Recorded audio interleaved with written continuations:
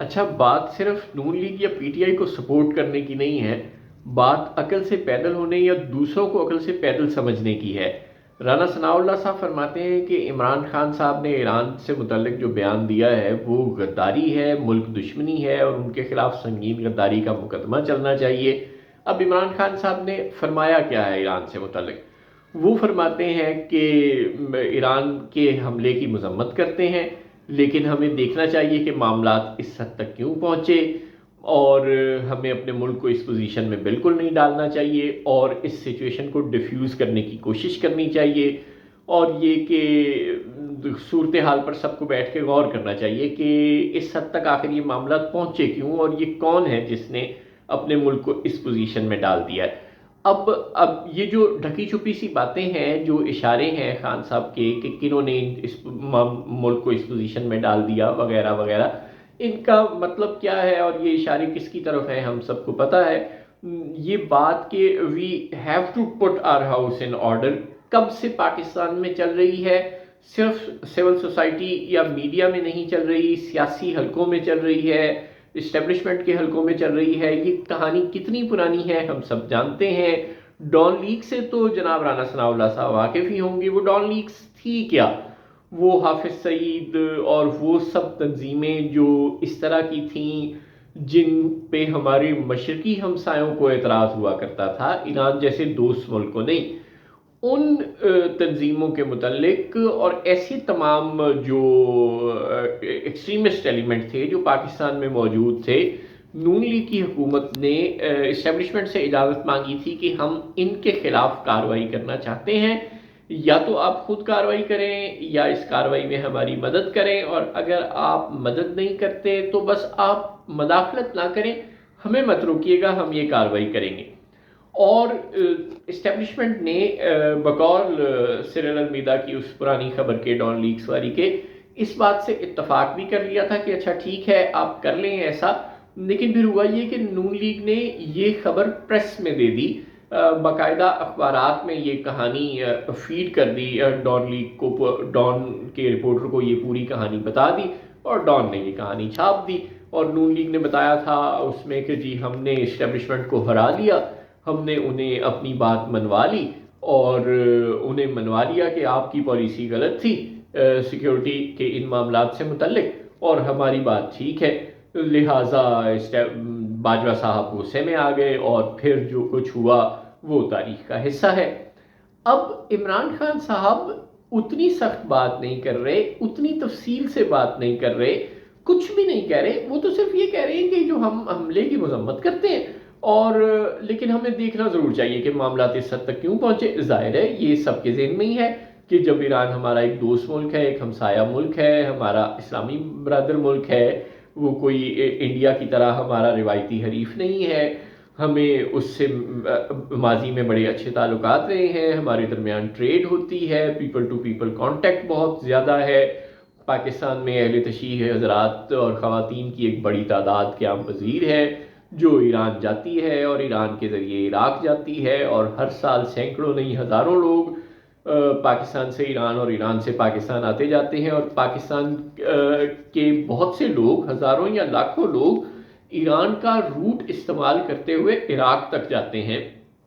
اب جب اتنے زیادہ قریبی تعلقات دو ملکوں کے درمیان ہے، جب ہمارا گیس پائپ لائن کا پروجیکٹ پر بھی ابھی تک زیر غور ہے وہ منصوبہ بھی، اور ہم ایران سے تیل خریدتے ہیں، یعنی بہت سے ہماری برآمدات اور درآمدات دونوں ملکوں کی ایک دوسرے کے ساتھ ہوتی ہیں، لیکن اس ملک کے ساتھ اب ہم اس حد تک کشیدہ فیز میں چلے گئے ہیں کہ دونوں ملکوں نے اپنے سفیر واپس بلا لیے ہیں۔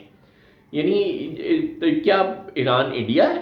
انڈیا میں بھی ہمارا سفیر ابھی تک موجود ہے، لیکن ایران میں اس وقت ہمارے سفیر نہیں ہیں اور ایران سے ہم ایرانی سفیر کو بے دخل کر چکے۔ یہ جو صورتحال ہے، ایران کے اوپر سے ہماری پروازیں نہیں جا رہی اور ایرانی پروازیں ہمارے ملک کے اوپر سے نہیں گزر رہی۔ کیا ہم یہ سب کچھ افورڈ کرتے ہیں؟ کیا افغانستان کے ساتھ ہمارے تعلقات اور انڈیا کے ساتھ ہمارے تعلقات پہلے ہی ہمیں جس نہج پہ لا چکے ہیں، اب ہم ایک اور پڑوسی کے ساتھ تعلقات خراب کرنا افورڈ کرتے ہیں؟ اگر عمران خان صاحب نے دعوت فکر دے دی ہے تو کیا اگر وہ انہوں نے نہ دی ہوتی تو کسی نے فکر نہیں کرنا تھا؟ مطلب کیا نواز شریف صاحب کو اس بات کی فکر نہیں ہے کہ ہمارے ایران کے ساتھ تعلقات کیوں خراب ہیں، اور جب وہ وزیر اعظم بنیں گے تو وہ کیا کہیں گے کہ ویری گڈ اور لڑو؟ ظاہر ہے وہ یہ نہیں کریں گے، وہ تو انڈیا کے ساتھ کبھی لڑنے کا مشورہ نہیں دیتے رہے۔ نواز شریف صاحب تو وہ آدمی ہیں جو واجپئی صاحب کو لاہور لے کر آئے تھے، نواز شریف صاحب وہ آدمی ہیں جو انڈیا کے کئی دورے کر چکے ہیں، نواز شریف صاحب وہ آدمی ہیں جو انڈیا کی ہر حکومت سے، مودی صاحب ان کے گھر آ چکے ہیں رائے میں، انڈیا کی ہر حکومت سے اچھے تعلقات کے حوالے سے وہ اپنی ایک خاص شہرت رکھتے ہیں۔ جو جس جماعت کا لیڈر انڈیا کے ساتھ اچھے تعلقات کا ہمیشہ کہاں رہا ہے، وہ اگر وزیر اعظم پانچویں بار بن جائے گا تو وہ کیا ایران کے ساتھ تعلقات بگاڑنا چاہے گا؟ ہرگز نہیں چاہے گا۔ کیا بلاول بھٹو ایران کے ساتھ تعلقات بگاڑنا چاہیں گے؟ ہرگز نہیں چاہیں گے۔ کیا پاکستان کی سیکیورٹی اسٹیبلشمنٹ ایران کے ساتھ تعلقات بگاڑنا چاہتی ہے؟ ہرگز نہیں چاہتی۔ کیا پاکستان کے کسی آرمی چیف نے کبھی ایران کا دورہ نہیں کیا؟ بالکل کیا ہے۔ تو جب کوئی بھی سٹیک ہولڈر، چاہے وہ راولپنڈی سے تعلق رکھتا ہو، چاہے اسلام آباد سے، چاہے لاڑکانہ سے، چاہے کراچی سے، چاہے اپنے رائے سے تعلق رکھتا ہو، کوئی بھی سٹیک ہولڈر یہ نہیں چاہتا کہ پاکستان اور ایران کے تعلقات خراب ہوں۔ تو پھر اگر اڈیالہ جیل والے سٹیک ہولڈر نے، اب آپ اسے سٹیک ہولڈر مانیں یا نہ مانیں، لیکن اس کا ایک بہت بڑا ووٹ بینک ہے، وہ ایک بہت بڑی جماعت کا بانی ہے۔ اب ظاہرہ چیئرمین تو نہیں رہا، لیکن بانی تو بہرحال ہے۔ اب تو بانی کا لفظ تو لکھنے کی آپ نے اجازت دی ہوئی ہے نا، تو بانی تو وہ ہے، اور اس کے ساتھ پاکستان کے لاکھوں لوگوں کا جو کی وابستگی ہے، وہ اس کے ووٹر ہیں۔ اب آپ اس کو سٹیک ہولڈر مانیں یا نہ مانیں، لیکن اس کی رائے میٹر کرتی ہے، ساری دنیا میں اس کی رائے میٹر کرتی ہے۔ وہ پاکستان کا سابق وزیر اعظم ہے۔ اب اگر اس نے کہہ دیا تو آپ اس پہ سنگین غداری کا مقدمہ چلا رہے ہیں اور ڈان لیکس کی پوری کہانی کو بھول گئے ہیں۔ اور یہ غداریوں کی داستانیں، نواز شریف صاحب ہی آپ کے لیڈر نہیں ہیں۔ وہ یہ کہا نہیں کرتے تھے کہ وہ جو غداریوں شداریوں کے مقدمے چلانے والا نواز شریف ہوتا تھا وہ غلط ہوتا تھا، اور جو یوسف رضا گیلانی صاحب کے خلاف وہ کالا کوٹ پہن کر میاں نواز شریف جب سپریم کورٹ گئے تھے تو بعد میں وہ اس رویے پر معذرت خواہ نہیں رہے؟ کیا وہ یہ کہتے نہیں رہے کہ یہ ان سے غلطی ہو گئی، وہ اسٹیبلشمنٹ کی باتوں میں آ گئے اور وہ گیلانی صاحب کے خلاف چلے گئے؟ اور کیا ڈان لیکس کے بعد جب انہیں وزارت عظمیٰ کی کرسی سے اتارا جا رہا تھا، ان دنوں وہ یہ نہیں فرمایا کرتے تھے کہ پہلے میں نظریاتی نہیں تھا، اب میں نظریاتی ہو گیا ہوں؟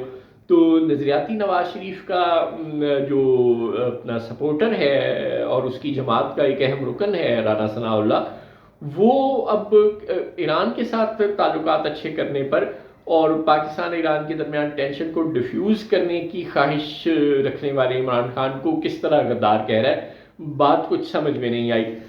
غالباً یہ صرف ماحول بنایا جا رہا ہے۔ وہ جو سراج الحق صاحب فرما رہے ہیں کہ بلاول اور نواز شریف آپس میں لڑائی جھگڑا جو کر رہے ہیں وہ دراصل نورا کشتی ہے اور یہ صرف الیکشن کا ماحول بنایا جا رہا ہے، تو شاید یہ ایسا ہی ہے۔ رانا ثناء اللہ صاحب شاید ایک سطحی قسم کا پیٹریوٹزم کہیں نہ کہیں اس کی تیلی لگا کر شاید وہ یہ چاہتے ہیں کہ وہ لوگوں کو عمران خان سے دور کر لیں، لیکن لوگ اس طرح کے ڈکوسلوں میں نہیں آتے یار۔ پرفارمنس آپ کی 16 مہینوں میں کیا تھی؟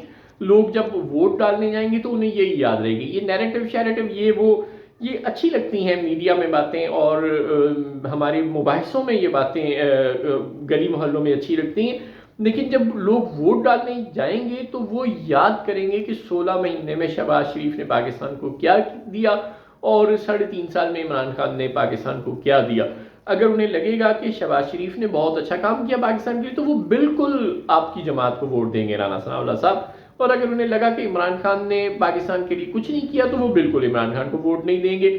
لوگ پاگل نہیں ہیں، آپ نہ اپنی انرجی ضائع کیا کریں یہ نعرے لگانے کے وہ غدار اور وہ دشمن، اس کہانی سے باہر نکل آئیں۔ اب یہ غدار کے نعرے لگانا خدا کے لیے بند کر دیں۔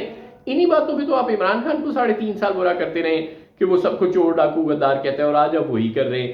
تو اس کا مطلب ہے کہ بس جس کے ہاتھ میں طاقت ہوگی، چاہے وہ عمران خان ہو چاہے وہ نون لیگ والے ہوں، وہ دوسرے کو غدار کہیں گے اور اپنے آپ کو ہی صرف محب وطن سمجھیں گے۔